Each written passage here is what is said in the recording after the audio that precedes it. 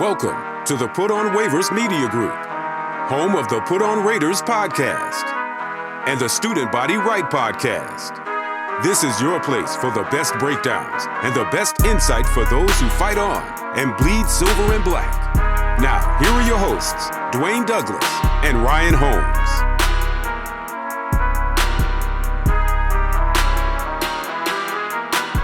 And welcome everybody to another glorious episode of the Put On Raiders podcast. I'm your host, Dwayne Douglas, along with Ryan Holmes, and we are podcasting off the beautiful shores of the Pacific Ocean. Beautiful day out here in Southern California, as always. RTPOW podcast is my Twitter handle, and RHOLM22 is Ryan's. We have a special guest today, Heidi Fang of the Las Vegas Review Journal, Radio Nation Radio, all that good stuff. Heidi, how you doing today? I'm so happy to be here. Thank you guys for both inviting me. And I'm a little jealous of the San Diego coastline. I gotta admit, I at least I grew up in California. So it's like every time I think about it and going out in the waves, I'm like, oh. well, you wouldn't be jealous of the rent out here. I'll tell you that much. That's factual. That is true. You definitely pay for that sunshine tax out here. So, you had one. I believe you did interview. You interviewed Ice Cube, right? He's like one of the, the governor, I guess, of Rare Nation. He gave himself that kind of name. What was that like? Because I know, because we grew up in California, the staple of like NWA and Dr. Dre and that kind of, and Ice Cube and that music, and then their affiliation with the Raiders in so many ways. What was that like? Like you said, that was the affiliation. You knew the starter jacket, you knew the hat, and at the time the Jerry curl that went with it. It was always amazing to see the representation and how that even grew into a culture within itself. I mean, here's a true story about me. When I was, I think I was either 13 or 14, I was in a dance group and we went to perform. And I don't think anybody at the school expected that we were going to come out to 100 miles and running. And I don't think it was edited. That is hilarious. That's interesting. I saw a lot of teachers' mouths like, what are they doing? But that was part of the era. I mean, if you weren't listening to that or Eazy or NWA, at that time, straight out of Compton, it was so huge. It was so groundbreaking. And then just to be able to interview Ice Cube, like you said, we called him the president of Raider Nation. You call him the governor.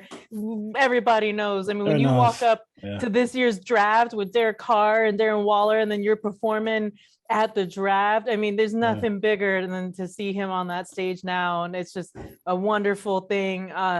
So much that he does out, with the big three and that league and founding that and everything. I mean, he told me, it came out of growing up in the streets that he grew up in South Central, that he wanted to be able to build something that the people could enjoy, that kind of was a more rules and shape structure of what you saw in street ball. And I think he's brought that out in the big three. So it's wonderful to see all of his success and to be able to talk to him. I'm like, are you kidding me? Exactly. And I think one thing about him too, I love about is the business savvy. Like he's a very smart businessman. Like you look at from the movies to this and like all that stuff, and what he's doing now with Big Three is kind of cool there as well. So I went to Allegiant Stadium. So our Raiders played twice last year. Went to the Cincinnati game. Walked out with my hand in my pocket, just like frustrated, like everybody else who left that game. But I sat. My hotel was right across the street from the T-Mobile Arena.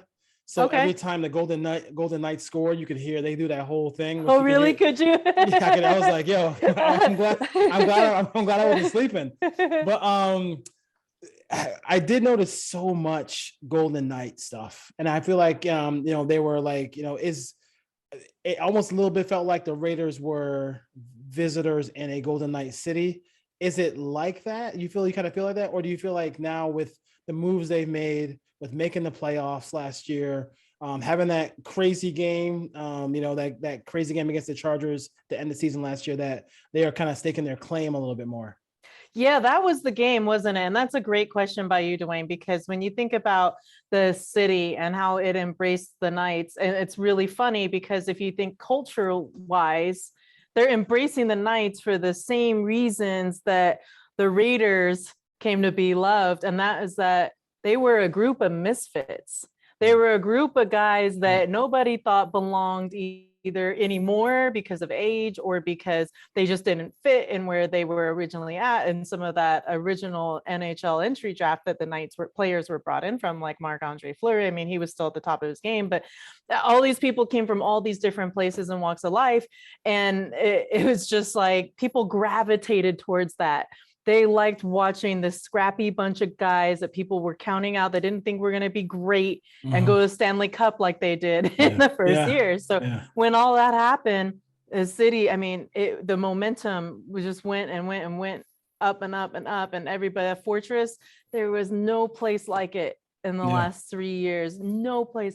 The energy that you felt of that crowd cheering them on, and it was just like anybody who was from the visiting team like was like, you know, which wasn't the case so much when the Raiders came. And you're seeing the Miami game or the Bears game, and there's so many other fans from the other teams that are out there, and you're like, you know, how'd that happen? You know, Vivid Seats or whatever. I don't know where they sell, you know, the secondary market. Just it's what happens, and nature of the beast being such a big marketable city where you're going to bring in fans from all walks of life that would just go, I'm coming for the Indy game, or I'm coming for the Bengals game. That's going to happen too. So there's that. I think while more and more I drive around ever since the vanity plate came around, like my neighbors have 3 Raiders plates over there. And then behind me over here, you got the flag out on. So just in my own house, like block, I think there's at least 3 homes that are definitely for sure Raider Nation. Like I walk by, I see this, all signs are there. And more and more you're seeing the businesses embrace it. You're seeing the community embrace it. You're seeing the impact that the different players are having out on the fields with the kids. I mean, when they first came here and they got, I think it was 4 new fields for some of these high schools that had nothing. And like Clark was torn up. They had Rancho was torn up. Their fields were just beyond repair, and these kids were still playing ball on it. And one kid, I remember his mother came to told me that he had scraped up his arm so bad that he had like the turf rash all the way up, and they had to go to the doctor because it was so badly exposed. And that was just, she said, from a normal tackle. So like kids were, you know, taking the brunt of it, unfortunately, the lack of funding to put those out there. And the Raiders went in and took care of the neediest of schools first, and they've been kind of helping along the way as well. So just, I think with that type of growth, with people that are seeing what they're trying to do here in the communities, and like they're doing a youth cheerleader camp I'm going to go out to tomorrow just to check out. It's all over. And so you're starting to feel, I think, more of the locals, even if they didn't have a football team, or if they were already Raider Nation, they're hearing, you know, some of the others that aren't really there yet, and are saying, well, I lived in Chicago. Oh, that wouldn't happen. I lived in some other city where maybe they didn't have a team, and they were like, but I always kind of liked, the Lions.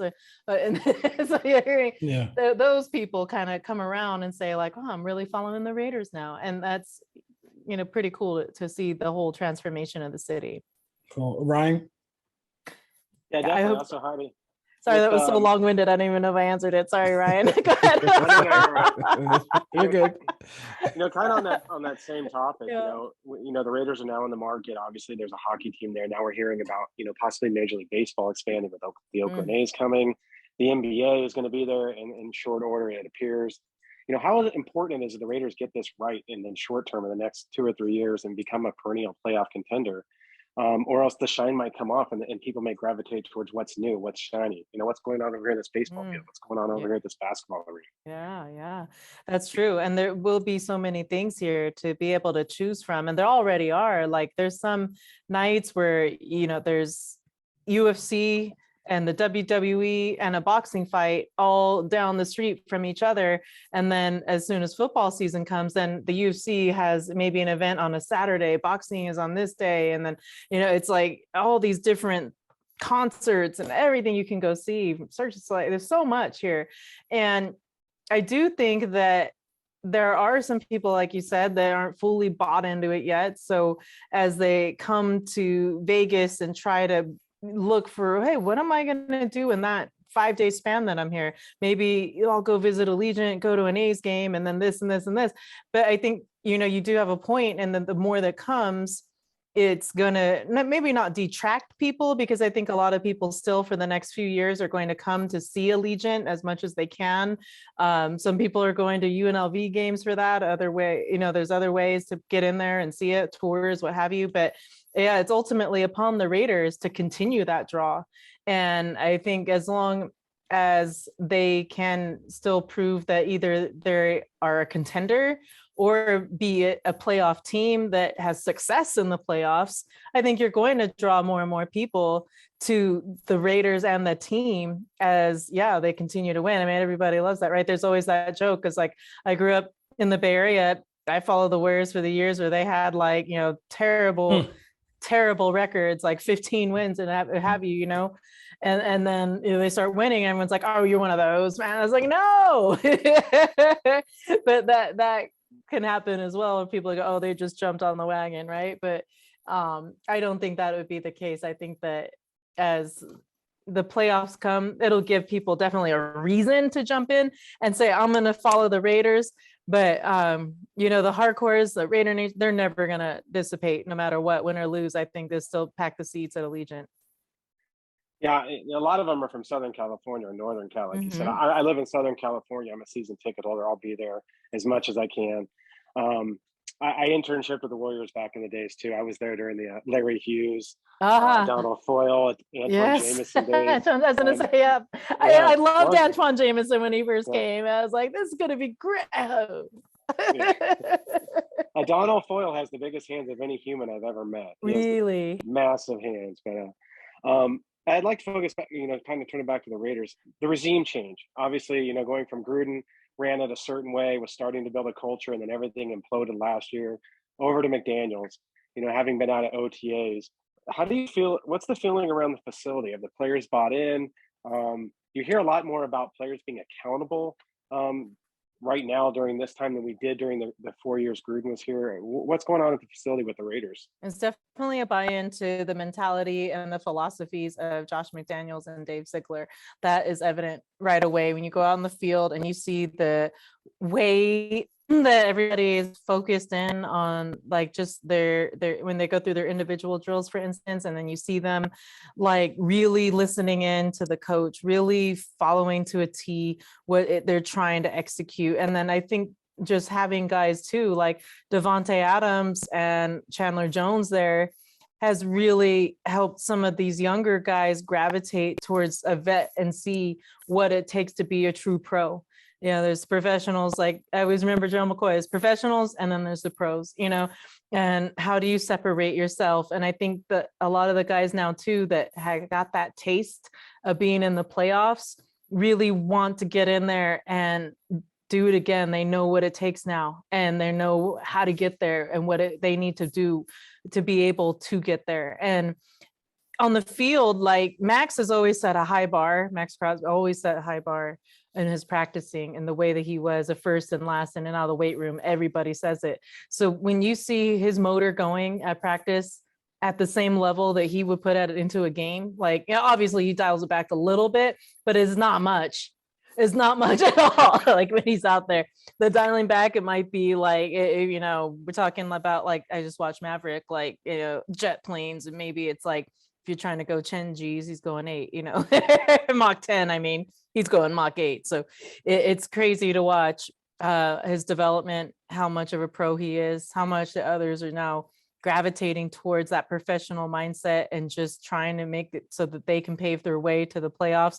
McDaniels keeps a very business-minded sense, or John Gruden used to walk around and kind of, I think, joke maybe a little bit with some of the guys, and talk to them a little bit. You don't see that really with McDaniels. He walks, he kind of looks over, he just kind of looking, watching, and I think the guys put it upon themselves to go out. I want to know who started it. The day that they had to run a lap, because they said to themselves they were being sloppy in red zone drills that they were doing, and the offense didn't like what they saw from each other, and they all went and ran that lap. That to me says accountability, and that's why I really enjoyed that they went out there and took that responsibility upon themselves and decided, hey, we're not going to do this right. We're running laps. And that to me is saying that they're really buying in, really focused, and taking a different approach on this season. Yeah, they probably should ran some laps during that Bears game last year.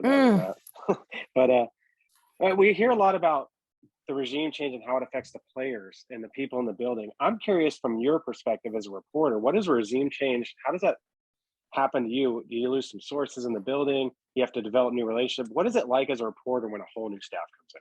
Yeah, you've got hit it right there. Yeah, you do. You gotta, sometimes you're lucky enough to have worked in other places where you say, okay, I know this guy's name and I think he worked with you here. And, I'm somebody that is trying to get some answers on XYZ, and sometimes that helps you. Sometimes you just got to kind of start your groundwork all over again.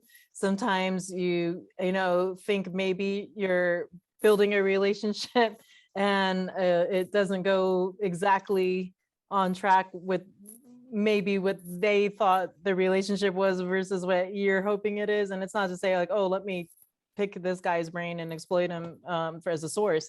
That's not what I'm trying to say. It's just, it does.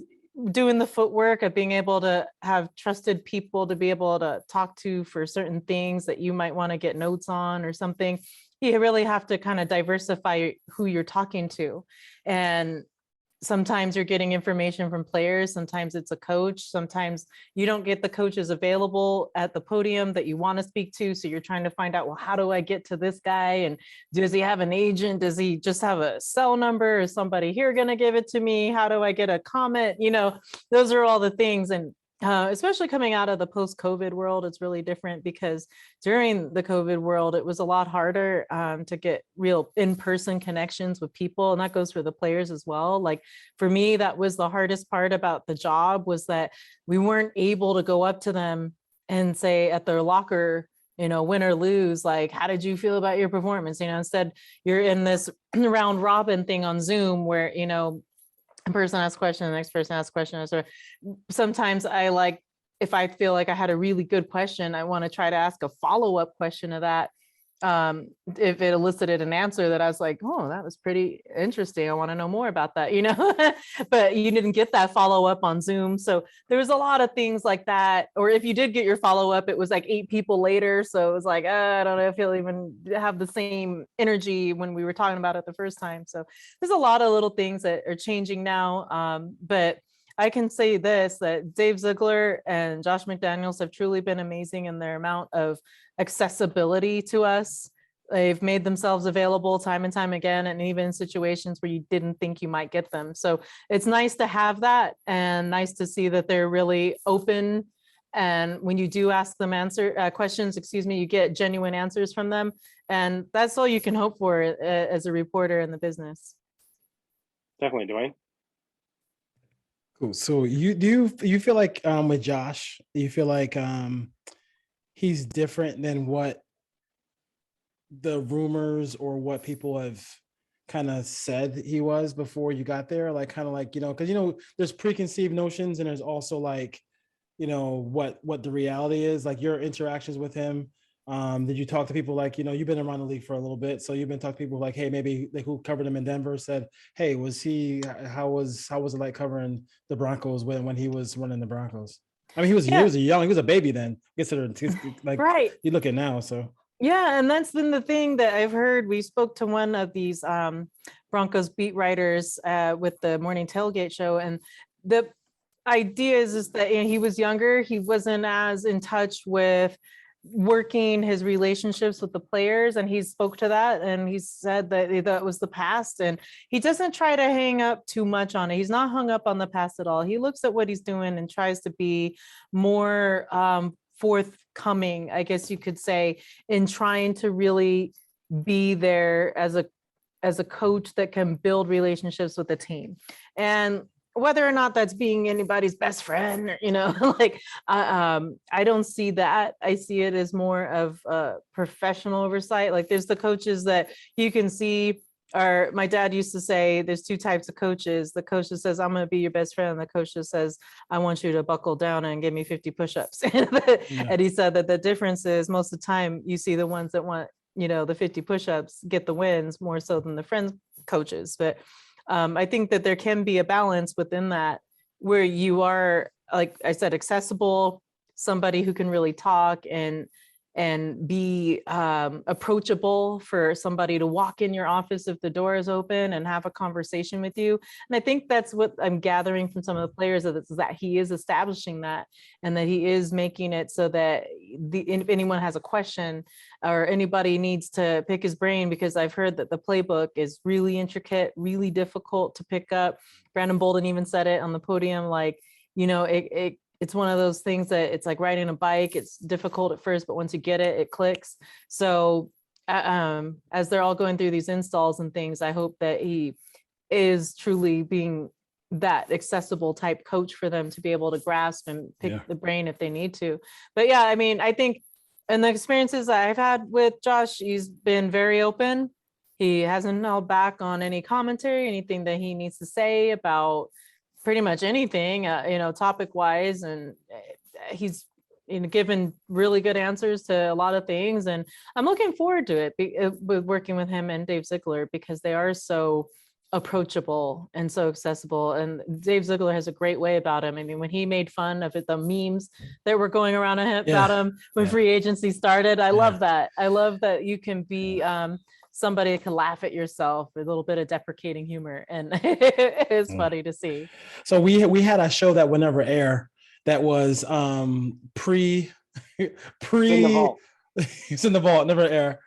Pre like Chandler Jones, we're like, and watching Khalil Mack go to the Chargers, he's like, what is going on? What are they doing? Taking so long to do stuff, and the next day we got Chandler Jones. So so after that we was like, okay, all right, I see where you're going, Z. I see where you're going. So real quick, so you work with Cassie Soto, correct? Yeah. Okay. Yeah. So I follow her too as well. But so she posted the video that I saw with Ndamukong Suh on ESPN. Is that something that would be a welcome thing here for her? He also talked about how he's texting Max Crosby. You use name dropping in there. You feel like that would be a good fit for the Raiders? I do. But here's the thing that concerns me is the money. They have, like Mina Kime said, they have about 20 million or so in cap space right now.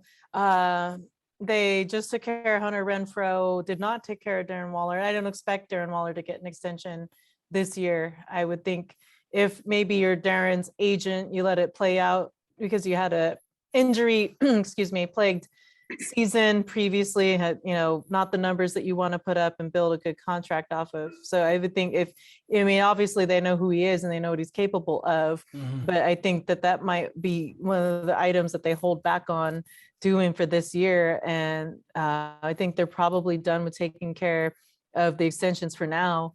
And there's just maybe, a couple key free agents that they could pick up if they wanted to do something. They do have, I think they're at literally like 89 people. So there's like one spot right now on the roster. So the thing I like about Ndamukong Suh is the attitude.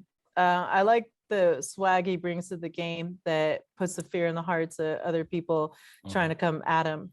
There's that, and that he doesn't have any stop in his motor. So you put three dudes with motors like that along, if you have a 4-3 front, that's the other question, is it going to truly be sub defense packages? Because if you're talking about that, and then you're talking about, okay, you do need to have a 4-man front and you do need to be prepared to have a 3-man front, which means there's guys that are playing a more 1 and 0 technique as opposed to 3 technique. And I feel like that's where you see the strengths of Ndamukong Suh more so is in the 3 technique. So when you think maybe there's a 4-man front, that could be good, but he's not going to be a type of player, I think. I mean, maybe right now, I was trying to get to a point in my head there, and I'm sorry, I don't want to go the long way, but it was, I don't know, after 164 straight consecutive starts in his career, if he still has that ability to go every down. And I don't know that the Patrick Graham defense would put him in every down. Yeah. Right. And I don't know if that is enticing to him or not enticing to him. I don't see him going back to Tampa Bay. I did see some note that Brandon Staley called him from the Chargers. I don't know if that's legit or not, but I saw Ndamukong Suh quote retweet it. So they call everybody. Yeah. So yeah. Oh, Chargers. Yeah, it was Chargers. Brandon Staley. Chargers. Sorry, Yeah. Chargers. Sorry, Yeah. Everybody. Yeah. Oh no, maybe I'm thinking of Darius Philon. I think I mixed my Twitters. Okay. Might have been Darius Philon that I saw said that Brandon Staley gave him a call. Anyhow, point being, I think that, there's 35 years old to think about. There's the pocketbook to think about. And then there's the technique to think about. So those are three things that lead me to say, maybe not, maybe they think, maybe they've had that discussion. Maybe it's not the right fit. I know Raider Nation wants it. I keep hearing it every day. I see the talk, people to have a guy like that would just fill up that front and give you a real strong D tackle that is going to be a playmaker and a game changer.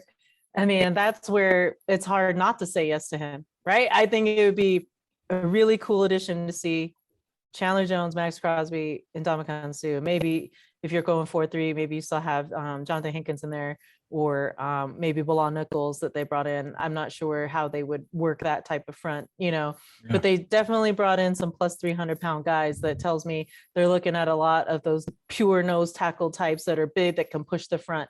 So it's something when I keep thinking about. I don't know where Ndamukong Suh would really truly fit, and if he can really be a Raider based off of those three things that I mentioned. Oh, thank you. Two fun questions before we head out. Waller. Fun questions. I love fun questions. They got Waller, they got Adams, they got Renfro. Who is going to have more catches? This question that. I did this one. Yeah. Who's going to have more catches? Who's going to have more catches between Matt Collins and Demarcus Robinson? Ooh. I think Demarcus Robinson has more. Look, you think he'll have more this year? Mm-hmm. Okay. And then the last one, which I thought was a good one, was more touchdowns, Renfro or Jacobs? Renfro. Renfro? Yeah. Okay. All right. Did you notice I kind of went like this after that? Jacob. I'm gonna stick by my choice though. Yeah. We'll see. Okay. Red zone and Renfro. I'm changing it. Okay. Red zone and Renfro. Renfro. We'll say that. All right. Ron, you have anything else? Or are we good? I got two quick questions. Okay, go ahead. Sure.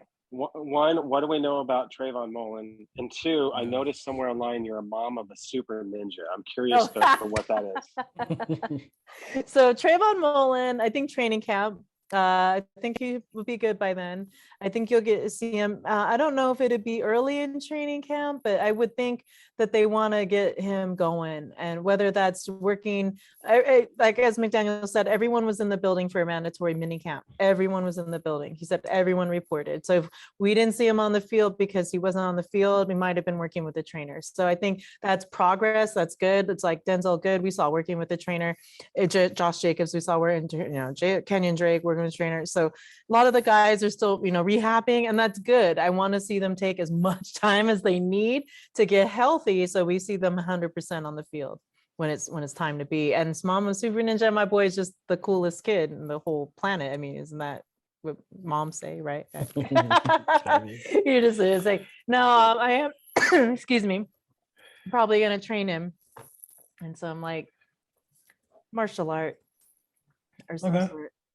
All right. There you go. But yeah, he can hit a baseball. He's like only 4, right? And he comes up to here on me, which I'm only 5 feet tall, so it doesn't take much to pass me up. But he can like whack baseballs like, and I was like, ooh, let's work on those hips. Let's get that arm up here. And I even showed him some intimidation tactics when he's walking up to the box and, batter box. So I got him like hitting the bat, like on the floor, and then pointing, and then going to hit the ball. So cool. Taught him some tactics. Maybe you can have 100 miles and run and be his walk-up song. Oh yeah. I know a couple of baseball scouts. Remind me in 12 years. Okay. Like get them in travel ball or something by then. Yeah. There you go. Heidi Fang, thank you for joining us here on the Put On Raiders podcast. You did a great job on the Radio Nation Radio and on the Las Vegas Review Journal. So take care. Yeah. And we'll see you next time. Thank you guys. Appreciate you having me. No problem. Thank you. Thank you. Cool. Hope I didn't talk too much. I feel like I was talking a lot. No, it's fine. It's fine. We talk a lot. You're the guest. You're the guest. It's all about the guest. Somebody. You know that. It's all about the guest. Yeah, I love it. Thank you. Thanks again for reaching out. Take care, Take guys. care. No problem. All right. Bye.